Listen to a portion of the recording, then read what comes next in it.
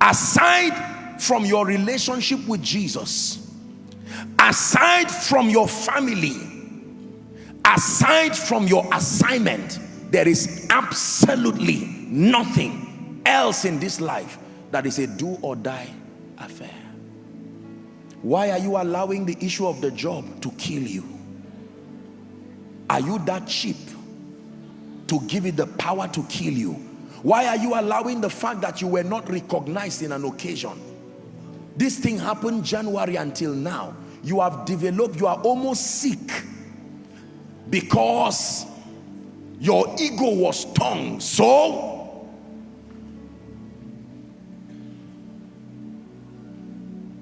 those who left, who today have gone to be with the Lord, I imagine them sitting respectfully. Some of them are your loved ones. I don't mean to get you emotional, but when they sat in that train, as it started, they didn't know the clock too started.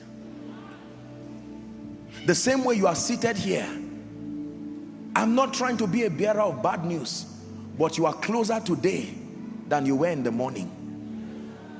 I don't care how long the time is.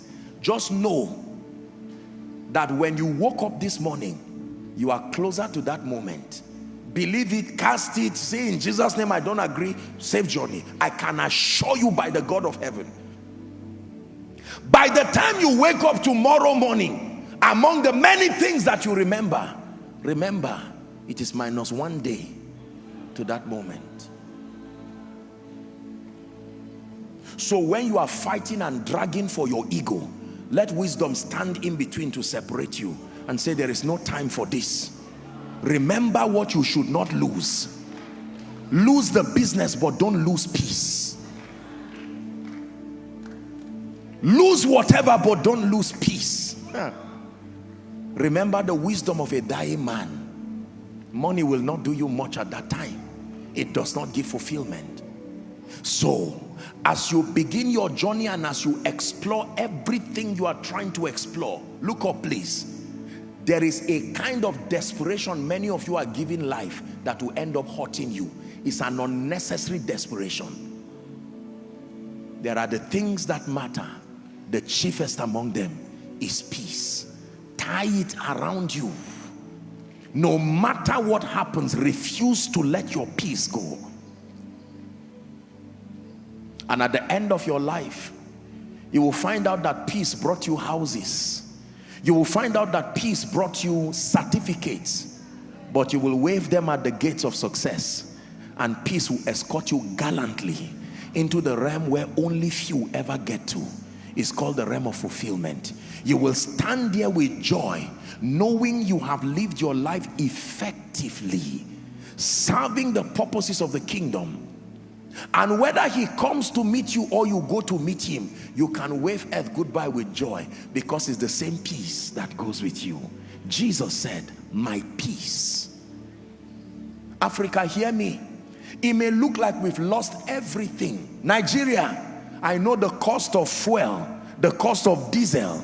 I know that terrorism is everywhere. People have lost their homes. People have lost their loved ones. And if I ask you, what do you have left? I know you will say nothing. Let me show you that in all that you lost, you really did not lose anything, because there is something Satan wants to take. My message is to help you to protect it with all you've had.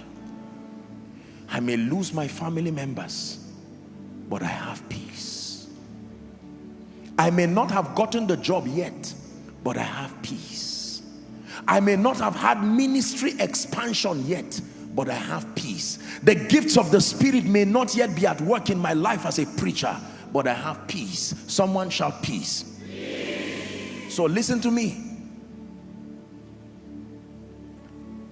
Psychology and psychologists call it security, and you need to be secured.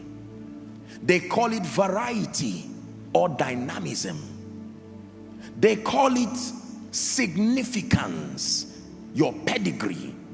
They call it love and acceptance, that craving to be handed a right hand of fellowship into circles and spheres. They call it growth and achievement. They call it impact and contribution. The master only calls it one word: peace.